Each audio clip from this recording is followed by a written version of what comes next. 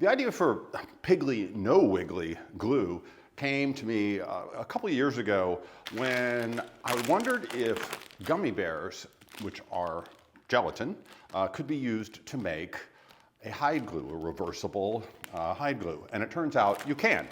Put them in a cup, warm them up, stir in some water, and it makes a very serviceable glue. However, do you want a purple glue line? No, you don't. So after about 6 months of experimentation and testing, we came up with Piggly No Wiggly, which is a gelatin-based glue. It has only 3 ingredients. That is food-safe gelatin, salt, and water. And we cook it up here in our offices in Covington. Now, we love this glue because it's completely reversible, just like any animal glue product.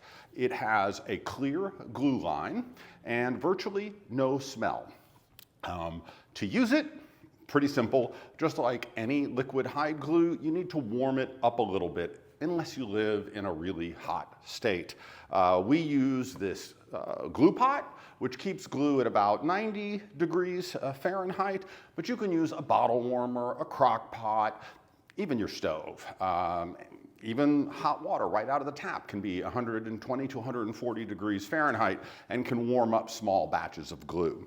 After you warm it up, it will be this very thin consistency and flow nicely, and then you just use it like a regular glue.